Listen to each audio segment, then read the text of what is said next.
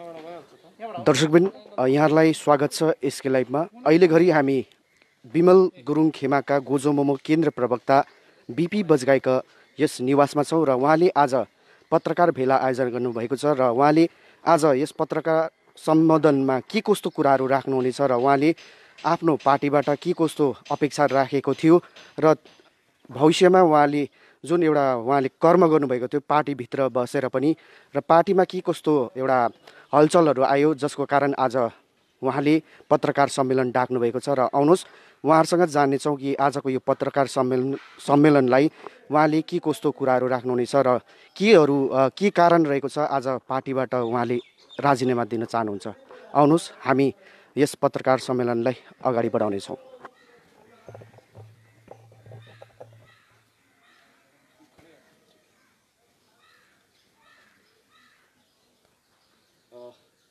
नमस्कार। आज यहाँले पत्रकार भेला आयोजनाको मुख्य उद्देश्य के रहेको छ अलिकति प्रश्न पारिदिनुहोस् न। मेरो भन्ने कुरा म पहिला तपाईहरुलाई सबै भनिसक्छु। अब यो कोभिडले गर्दा मास्क लगाउनु भन्छ, बोल्नु साह्रो अप्ठ्यारो हुन्छ। म बिपी बजगाई, केन्द्रीय प्रवक्ता, गोर्खा जनमुक्ति मोर्चा। तपाईले मलाई चिन्नुहुन्छ। आज म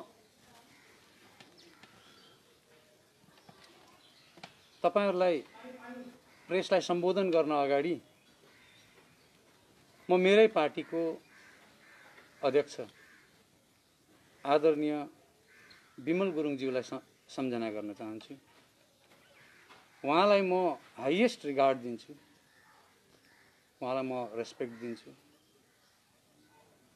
उहाँको जातिप्रतिको समर्पण, माटोप्रतिको समर्पण, गोर्खा स्वाभिमानको कुराहरूलाई म रेस्पेक्ट दिन्छु। उहाँले चाहेको भए लामो अवधिसम्म पहाडको राजनीतिमा बस्न सक्नुहुन्थ्यो, उहाँले सम्झौता गर्नु भएन। उहाँको त्यही कामगराईलाई मन पराएर, उहाँभित्र त्यो विश्वासलाई देखेर म गोर्खा जनमुक्ति मोर्चामा गएको थिएँ। उहाँले मलाई निम्त्याउँदाखेरि र मैले प्रवक्ताको पदभारलाई लिएको थिएँ। यसरी नै आज जसरी अब मलाई प्रवक्ता बनाइने बित्तिकै चुनावमा होमिनु पर्यो। चुनावमा होमिँदा हाम्रो एउटा गठबन्धनले चुनाव लड्यो। त्यो गठबन्धनको दलमा परम आदरणीय आरबी राई सर हुनुहुन्थ्यो। आज म आरबी राई सरलाई पनि यहाँ सम्झना गर्न चाहन्छु। रामकपाका गोविन्द दाजुलाई लगायत अरू सबै साथीहरूलाई, गोर्खा राष्ट्रिय मुक्ति मोर्चाका माननीय मन घिसिङज्यू, साथी अजय एडवर्ड लगायत सबै साथीहरूलाई म आज यहाँ सम्झना गर्न चाहन्छु। प्रताप खातीज्यूलाई, विकास राईज्यूलाई, दावा पाखरिनज्यू लगायत सबै राजनीतिक साथीहरू जोसँग मैले विगतको चुनावमा सँगै काम गरेँ, सबैलाई म यहाँ सम्झना गर्न चाहन्छु। र आज म के भन्न चाहन्छु भने हिजो प्रवक्ताको पदमा बसेर मैले जिम्मेवारी निभाउँदा, पार्टीको नीतिभित्र बसेर बाँधिएर काम गर्दा मेरो कारणले यहाँहरूलाई किञ्चित मात्र पनि केही ठेस लागेको छ भने आज म ती सबै कुराहरू तपाईहरुले भुलिदिनुहोस् र आजदेखि एउटा नयाँ बजगाई, नयाँ अवतार तपाईहरुको माझमा आउनेछ, रहनेछ र ती सबै कुराहरूलाई हामीले भुलाउनु पर्छ भनेर म तपाईहरुसँग मबाट केही गल्ती भएको छ भने म माफी माग्न चाहन्छु, क्षमा चाहन्छु। र तपाईहरु सबैको एउटा योगदान, हामी सबैले मिलेर यो पालि बितेको चुनाव, जुन दुईवटा चुनाव लड्यौं, यो दुईवटा चुनावमा आजसम्मको रिकर्ड मार्जिनमा हामीले सांसद राजु विष्टज्यूलाई जिताएर पठायौं। यसरी नै हामीले विधायक निरज जिम्बाज्यूलाई जिताएर पठायौं। म आज राजु विष्टज्यू अनि विधायक निरज जिम्बाज्यूलाई पनि म यहाँ सम्झना गर्न चाहन्छु। हामीले जुन विश्वासले तपाईहरुलाई, जुन कारणले जिताएर पठाएका छौं, म अहिले पनि विश्वास गर्छु आफ्नो कार्यकालको, यसपालिको कार्यकालको अवधिमा तपाईहरुले अवश्य पनि त्यो विश्वासलाई पूरा गर्नुहुनेछ। त्यो जिम्मेवारी जुन कुरालाई सोचेर जुन सपनालाई बोकेर पहाडका जनताले तराईका जनताले डुवर्सका जनताले तपाईहरुलाई विश्वास गरेका छन्। यही कार्यकालमा सांसद राजु विष्टज्यूले पार्लियामेन्टमा यस कुरालाई राख्नुहुनेछ भन्ने एउटा विश्वास म राख्छु। यही कार्यकालमा विधायक निरज जिम्बाज्यूले पनि विधान सभामा यो कुरा राख्नुहुनेछ र बंगालमा एउटा एक्लो भोइस भए पनि ठूलो भोइस उहाँले त्यहाँ प्रस्तुत गर्नुहुनेछ भन्ने विश्वास मेरो मनमा अहिले पनि रहिरहेको छ। र मैले अघि नै भनिहालेँ, म एउटा प्रवक्ताको पदभार लिएर बस्दा पार्टीको नीति बोकेर हिँड्नुपर्ने हुन्छ र त्यो नीति बोकेर म नेताहरूसँग धेरैजनासँग वाद विवादमा पनि ओर्लेँ। फेसबुकमा, सोशल मिडियामा, न्युज मिडियामा हाम्रो विवादहरू पनि चल्यो। ती सबै विवादहरू आजसम्मको विवादहरूलाई म यहीँ टुङ्ग्याउन चाहन्छु, यहीँ अन्त गरौँ भन्न चाहन्छु। तर आजदेखि उता जन्मिएको विवाद भने चाहिँ कुनै पनि विवाद नजन्मियोस् तपाईहरु र हाम्रो माझमा, मेरो माझमा। आजदेखि उता जातीय अस्मिताको विषयलाई लिएर, हाम्रो मुद्दाको विषयलाई लिएर कुनै प्रकारको विवाद जन्मिने कार्य नहोस्, म यो सबैसँग आग्रह पनि गर्न चाहन्छु। र आज म यहाँ विशेष तपाईहरुलाई बोलाउनुको उद्देश्य, मिडिया पर्सनलाई, सबैलाई, मिडियाका साथीहरूलाई बोलाउनुको उद्देश्य के हो भने गोर्खा जनमुक्ति मोर्चा गोर्खा जातिको सपना त्यसले बोकेको छ। जुन कुरा हामीले चुनावमा देख्यौं, अध्यक्ष विमल गुरुङमाथि अथाह विश्वास छ जनताको, त्यो पनि हामीले चुनावमा देख्यौं। अनि जब चुनावमा म स्वयं आएँ, पहाडमा एउटा यस्तो स्थिति थियो, कोही बोल्न नसक्ने, त्यहाँ जान नसक्ने, गोर्खा जनमुक्ति मोर्चाको सन्देशलाई लिएर त्यहाँ कोही जान नसक्ने स्थितिमा म अध्यक्ष विमल गुरुङज्यूको झण्डा बोकेर दार्जिलिङ गएको हो।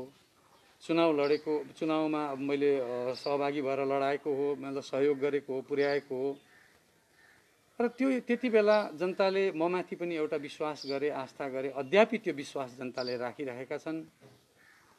म यहाँ आज के विश्वास दिलाउन चाहन्छु भने भारतका तमाम 1.5 करोड गोर्खाले जुन विश्वास बोकेका छन्, मनभित्र जुन एउटा चिन्तन बोकेका छन्, जुन चाहिँ गोर्खाको स्वाभिमानको कुरा छ, अस्मिताको कुरा छ, यो बीपी बजगाई त्यो लडाईँबाट कहिल्यै पनि पर भाग्दैन, कहिल्यै पनि पिठ्यौं फर्काउँदैन। म यो तपाईहरु सबैलाई विश्वास दिलाउन चाहन्छु।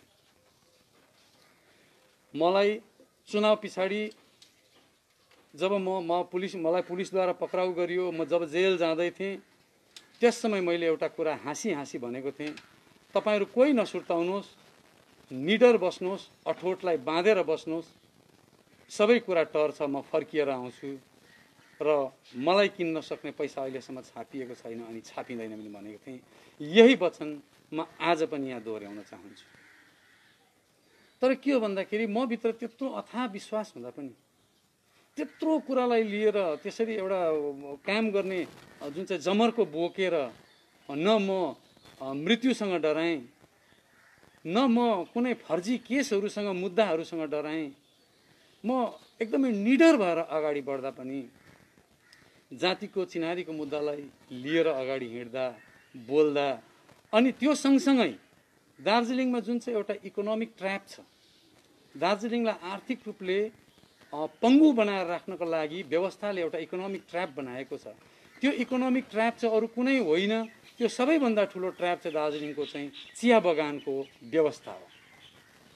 र त्यहाँका मजदुरहरूको लागि एउटा सपना बोकेर हिँड्दा, मैले काम गर्दाखेरि जुन किसिमको ममाथि कारवाही पार्टीबाट भयो, मलाई काम गर्न दिइएन, मलाई बोल्नबाट मलाई रोकियो, यी सबै कुराहरू हेर्दाखेरि पटक पटक भए यस्ता कुराहरू।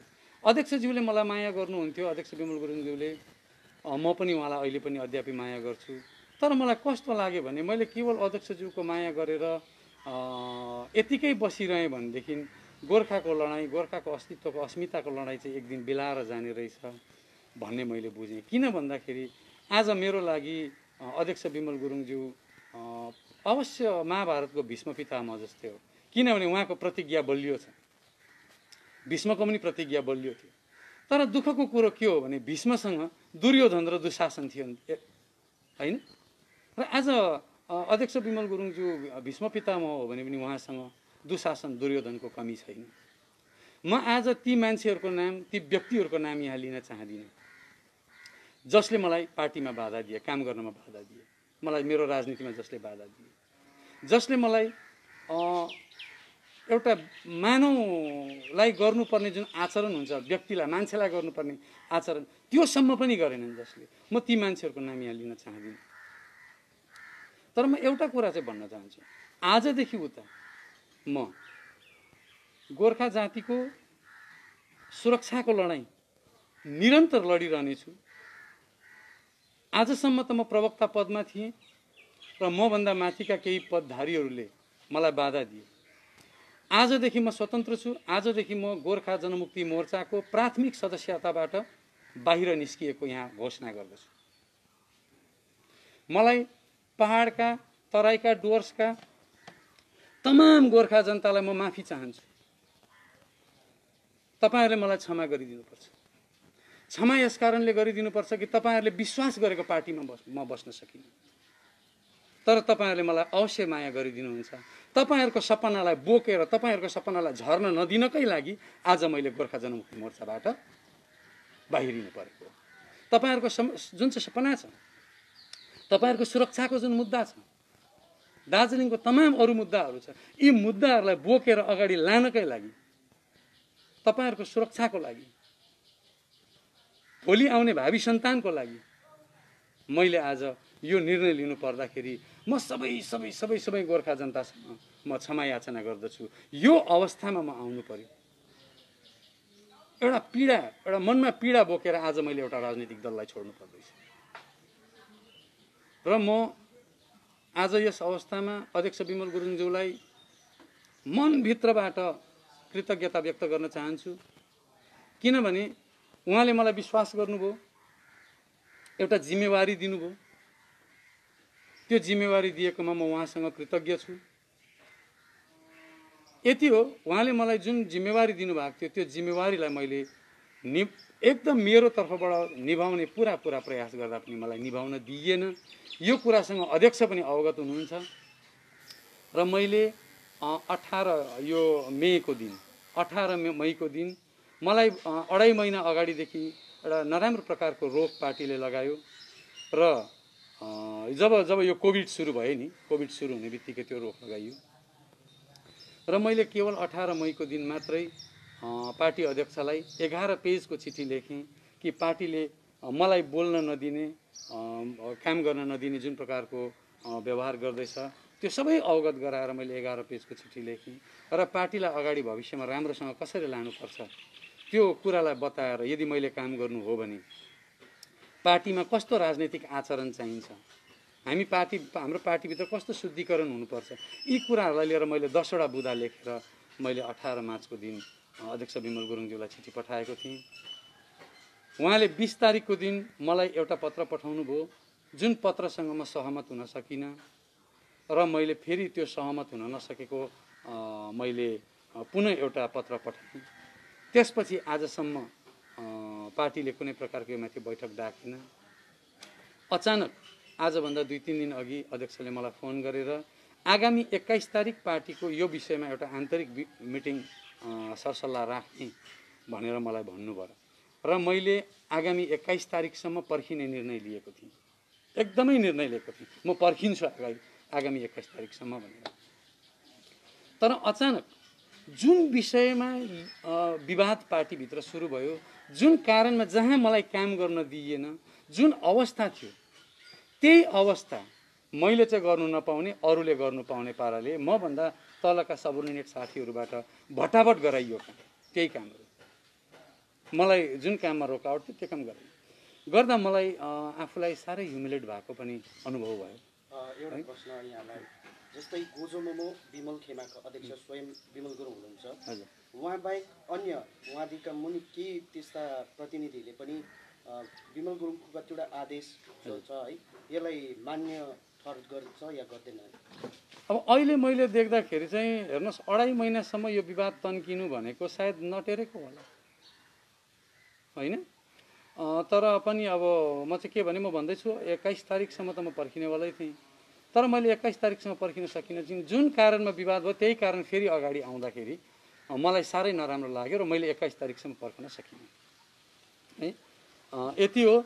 म एउटा कुरा चाहिँ भन्छु, पार्टी गोर्खा जनमुक्ति मोर्चा अहिले पनि विश्वास छ जनताको, र पार्टीले गोर्खा जातिको हितको लागि अगाडि काम गर्दै जाओस्।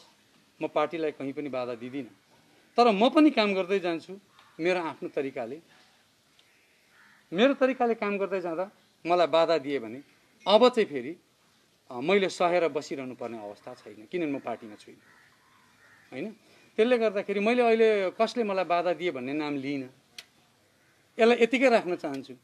तर भोलि रिटालिएट गरेर उहाँहरूले मलाई मैले नगरेको नखाएको बिख लगाउने काम गरे भने, मलाई दलदलमा तान्ने कोसिस गरे भने, त्यति बेला मेरो आचरण कस्तो हुन्छ, मैले कस्तो राजनीतिक स्टेप लिन्छु, त्यसको म अहिले यकिन गरेर भन्न सक्दिनँ।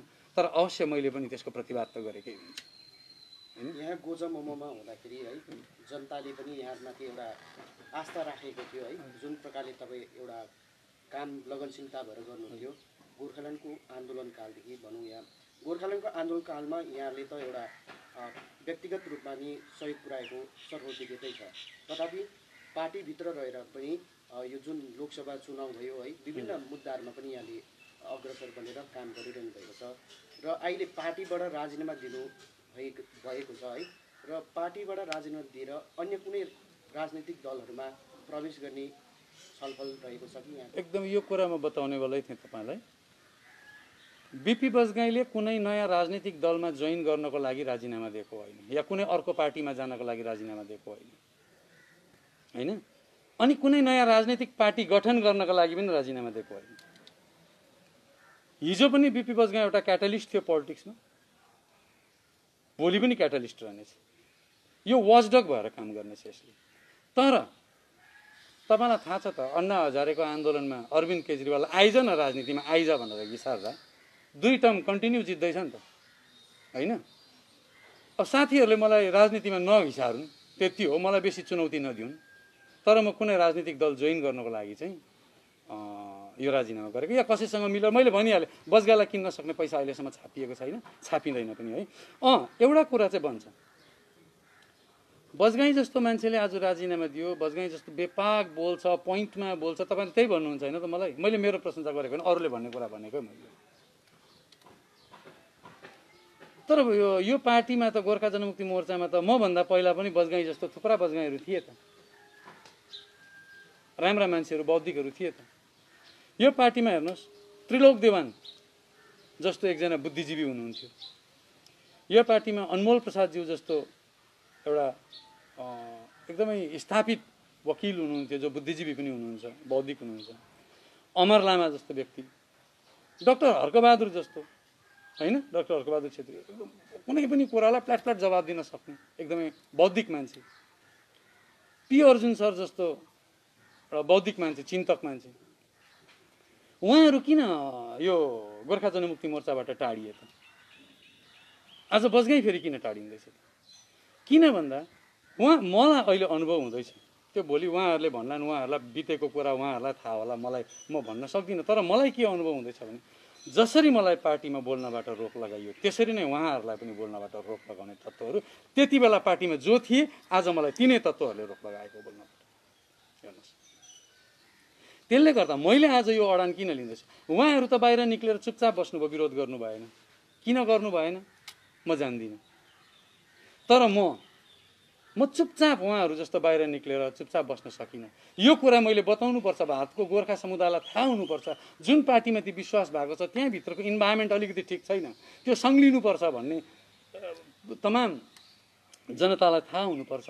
त्यो सोचेर म चाहिँ चुप लागेर बस्दिनँ। म चाहिँ मिडियाको अगाडि कमसेकम भन्छु यो कुरा कि पार्टीमा यो किसिमको इन्भाइरोमेन्ट छ भनेर मैले आज तपाईँलाई बोलाएर भनेको। र पनि यति गर्दा पनि मैले उहाँहरूको नाम लिएको छुइनँ। किन नाम लिएन त? नाम लियो भने भोलि उहाँहरूमाथि पुरा किसिमको दोषारोपण काम गर्न मैले यति गरिसकेपछि उहाँहरूलाई पनि एउटा अवसर हो, हामीले गल्ती गरेछौँ, अब राम्रो काम गर्नुपर्छ। भोलि राम्रो काम गर्नुहोस् तपाईँहरूले, हाम्रोबाट बाधा छैन। भोलि एउटा बजगाई नहुँदा पार्टी नचल्ने होइन, थुप्रै तपाईँहरूले सयौँ बजगाई पाउनुहुन्छ, उहाँहरूले पाइन्छ। यो संसारमा बजगाई छैन भने काम रोकिने होइन। कुनै पनि मान्छे हराउँदा यो संसारको काम रोकिँदैन। म त्यस्तो इम्पोर्टेन्ट, त्यस्तो प्रमुख मान्छे होइन म। तर भोलि कुनै बजगाईले त अवश्य फेरि त्यो पार्टीमा जोइन गर्ला नि।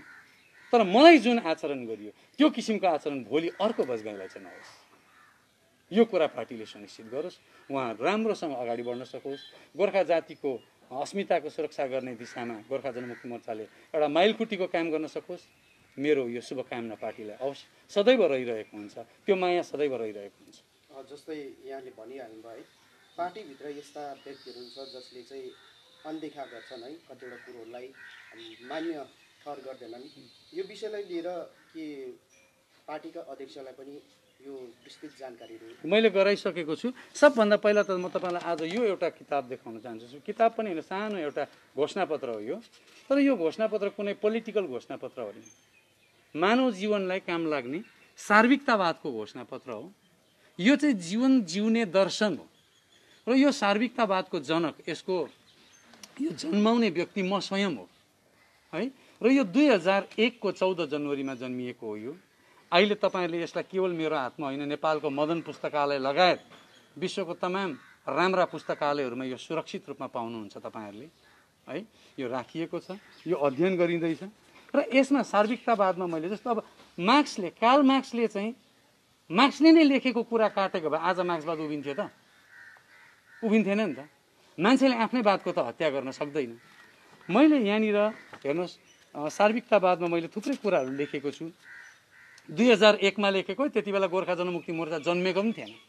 भविष्यबारे सार्विकतावाद, वर्तमानबारे सार्विकतावाद, भूतकालबारे, सङ्क्रमणकालबारे सार्विकतावादको दर्शन, मार्क्सवादबारे सार्विकतावाद, यौन मनोविश्लेषणबारे सार्विकतावाद, व्याकरणबारे सार्विकतावाद, संस्कृतिबारे भन्दै राजनीतिबारे पनि सार्विकतावादले केही भनेको छ। र राजनीतिबारे मैले यहाँ लेखेको छु, तपाईँले देखाउन सक्नुहुन्छ।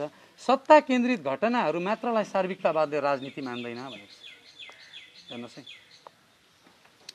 केवल सत्ता केन्द्रित घटनाहरू मात्रै चाहिँ सार्विकतावादले राजनीति मान्दैन भनेदेखि म त एउटा मूल्य र आदर्श बोकेर राजनीतिमा आएको मान्छे हो। म सत्ताको लागि चुनाव लड्नु, नेता हुनु राजनीतिमा आएको होइन। बुझ्नुभयो?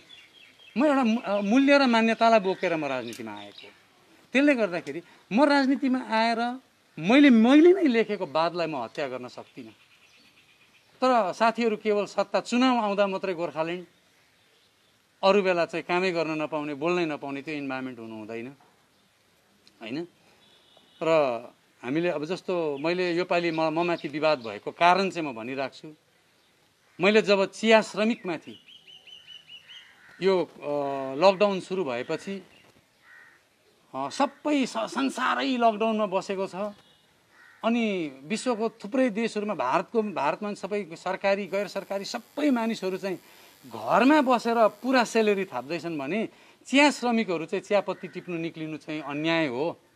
उहाँहरूलाई पूर्ण हाजिरासहित घरमा बस्ने अवसर दिनुपर्छ भनेर मैले प्रधानमन्त्री नरेन्द्र मोदीज्यूलाई, माननीय नरेन्द्र मोदीज्यूलाई मैले चिठी लेख्दाखेरि पार्टीले त्यसलाई विवाद बनायो। पार्टीको केही मानिसहरूले म माथि अन्याय गरियो। आज म चिया श्रमिकको लागि त बोल्न पाउने अधिकार राख्दिनँ भने त्यो पार्टीमा प्रवक्ता भएर बस्ने मेरो कुनै औचित्य छैन। गोर्खाल्यान्डको लागि त बोल्नै पाउँदिनँ। जी, जैसा आपने बताया कि पार्टी में आपकी ही बात दबाया जाता है, उसको लेकर के आप पार्टी से इस्तीफा दे रहे हैं। ऐसे में क्या आपको नहीं लगता है कि जो गोजों और बिमल गुट की जो पार्टी है उससे पहाड़ वासियों का अब जो है विश्वास उठने लगेगा? ये उनका ड्यूटी है कि इस विश्वास को कैसे बढ़ाएंगे, क्योंकि मैं अभी भी उनको ये तो अवसर है ना, बजगाई ने इतना कुछ कहा, इसका मतलब उन्हें सुधरने का अवसर है। ये तो अब उनके ऊपर डिपेंड करता है। मैं उसके पहले अगर ये क्वेश्चन आप मुझे पूछते जब मैं प्रवक्ता था, तब मैं पार्टी के हित में हाँ ये करना चाहिए मैं बोलता था। अब मैं नहीं रहा। कुछ देर पहले मैंने आपको बता दिया। अब सोचने की जिम्मेवारी, सोचने की बारी उनकी है, मेरी नहीं। मैं तो बस उनको शुभकामनाएं दे सकता हूं कि अच्छा करें, जाति के हित में, जातीय अस्मिता के हित में वो लोग अच्छा करें। मैं शुभकामनाएं दूंगा। और वो जब भी अच्छा काम करेंगे मेरी तरफ से कोई भी बाधा नहीं होगी। और मैं यही आशा करता हूँ, मैं भी जब कोई काम करता हूँ करूंगा, मैं अब चुप नहीं बैठूंगा। मुझे चुप कराया गया था, मैं पार्टी में था, पॉलिसी से मैं चुप हुआ। अब तो मैं नहीं हूँ। अब मुझे चुप कराने का कोई भी मतलब किसी के पास भी दम नहीं है ना। तो अब मैं जब अपने जाति में काम करूंगा, इस क्षेत्र के हित में काम करूंगा, तो अगर कोई भी मुझे रोकने की कोशिश करेंगे तो अब तो पक्का टसल होगा, फिर रोकेंगे तो। कहीं इसमें कोई राजनीतिक दबाव तो नहीं है बजगी जी? किसको?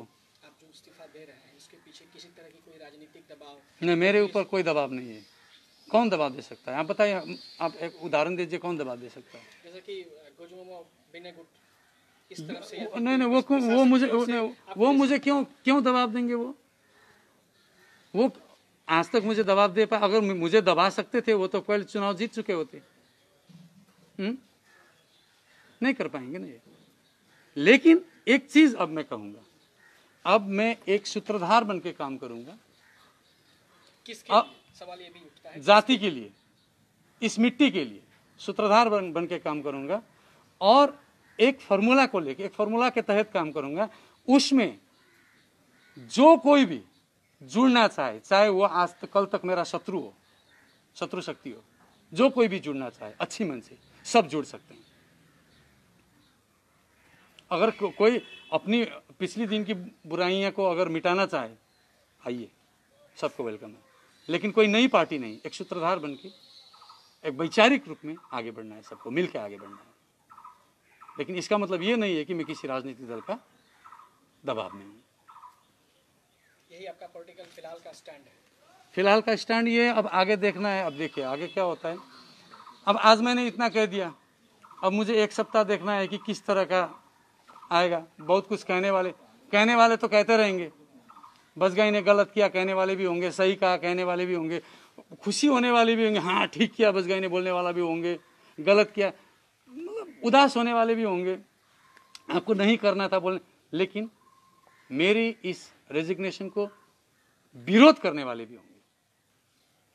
अब इन सारी चीजों को देखूंगा और उससे क्या नदी बनता है, वो नदी कितना दूर होता है, वहीं पर जाके अपना मोजा उतारेंगे। एउटा प्रश्न यहाँलाई, बीजेपी सांसद जो दार्जिलिङ संसदीय क्षेत्रका सांसद हुनुहुन्छ राजु विष्टज्यू, उहाँसँग तपाईँको एउटा सम्बन्ध सम्पर्क एकदमै राम्रो छ भन्ने सुनिन्छ है। र यदि सांसद महोदयले बिजेपीको निम्ति यहाँलाई एउटा बाटो देखाइदियो भने यहाँ बिजेपी भित्र प्रवेश गर्नुहुन्छ? तपाईलाई धेर परेन, 5-6 महिना अगाडि फ्ल्यासब्याकमा जानुहोस्। तपाईँ जब बिजेपी प्रदेश अध्यक्ष दिलीप घोषज्यूले गोर्खाल्यान्डको विरुद्धमा बोल्नु भएको थियो, मैले अरू कसैले विरोध गरेन, मैले चाहिँ कसेर विरोध गरेको थिएँ। जब गोर्खा अस्मिताको विरुद्धमा बोल्ने प्रेसिडेन्टको अन्डरमा चाहिँ बजगाई काम गर्छ भनेर कसले सोच्छ? त्यो सोच्नु पनि गलत हुन्छ होइन। अनि अर्को कुरा, भारतीय जनता पार्टीमा म जानुपर्छ भन्ने कि त्यसो हो भनेदेखि त सबैजना चाहिँ जित्दै गरेको पार्टीतिर जानु थाल्यो, भारतीय जनता पार्टीतिर जानु थाल्यो, नेसनलिस्ट पार्टीतिर जानु थाल्यो, राष्ट्र पार्टीतिर। हाम्रो क्षेत्रीय मुद्दा चाहिँ के हुन्छ त्यसो भए? क्षेत्रीय मुद्दालाई जोगाएर राख्न, बचाएर राख्न पनि यहाँको क्षेत्रीय दल मरेको हुनु हुँदैन।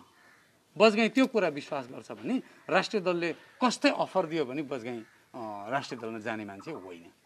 यो तपाईँ निश्चिन्त बस्नुहोस्। नमस्कार सर, हाम्रो गोर्खा न्युजमा स्वागत छ है। र यहाँ धेरै हाम्रो दर्शकवृन्दहरूले पनि धेरै प्रश्नहरू राख्नु भएको छ है। र एउटा विशेष कुरा गरौँ भने चाहिँ उहाँहरूले अब एउटा प्रश्न राख्नु भएको छ कि तपाईँलाई मध्ये चाहिँ किन चाहिँ उहाँहरूले एउटा रोक लगाए, जुन चाहिँ कार्य तपाईँले गर्न जानु भएको थियो, के विशेष चाहिँ कारणहरू त्यसलाई स्पष्ट गरिदिनु? यो कुरा त मैले पनि बुझेको छुइनँ नि कि मलाई किन रोक लगाए। मलाई रोक लगाउनुको पछाडि दुईवटा कारण हुनसक्छ। म अध्यक्ष विमल गुरुङको विचारसँग म यसलाई उयो गर्दिनँ, कन्ट्राडिक्ट गर्दिनँ कुरालाई।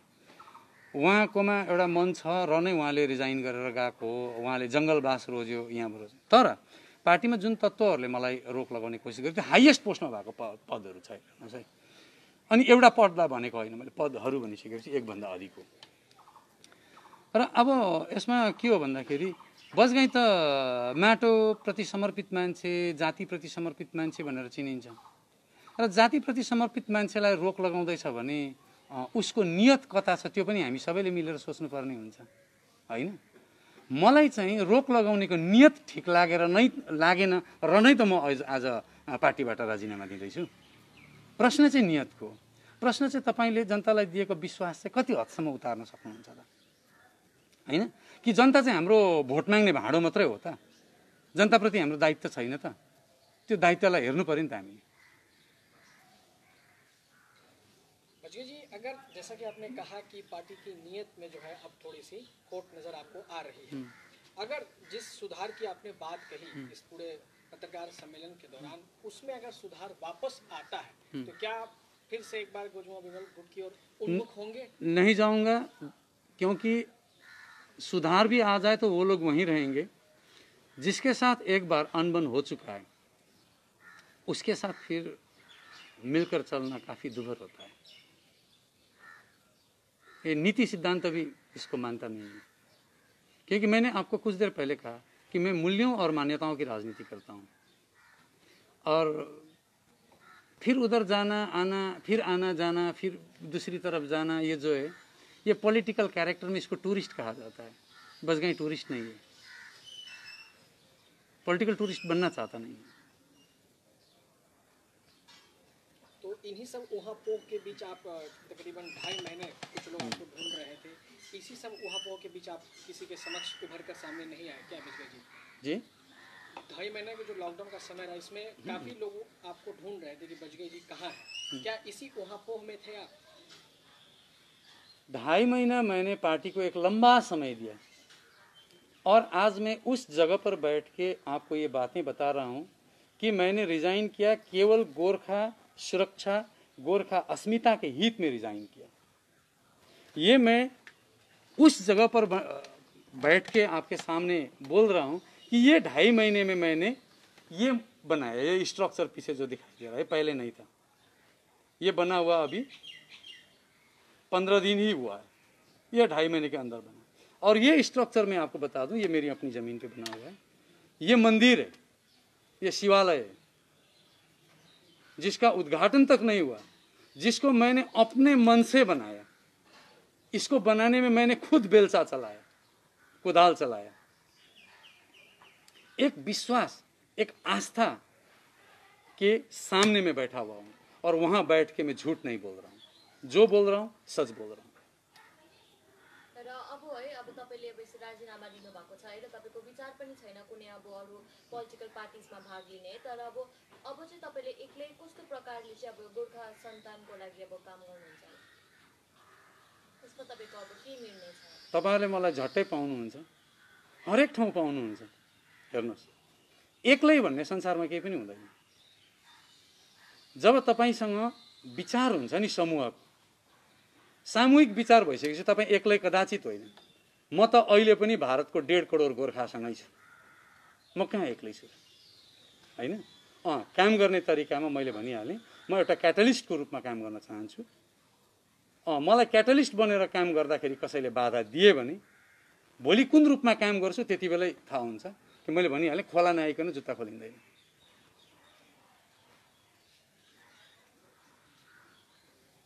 अबको नयाँ योजनाहरू, रणनीतिहरू यहाँको के रहनेछ? पार्टीबाट यहाँले राजीनामा दिए पश्चात हजुर नयाँ योजनाहरू, नयाँ बाटोहरू के हुनेछ यहाँको? यसको निम्ति म चाँडै तपाईहरुसँग भेटघाट गर्नेछु। पुनः चाँडै नै तपाईहरुसँग फेरि एकपल्ट भेटेर। हुन्छ, हवस्, यहाँलाई धेरै धेरै धन्यवाद।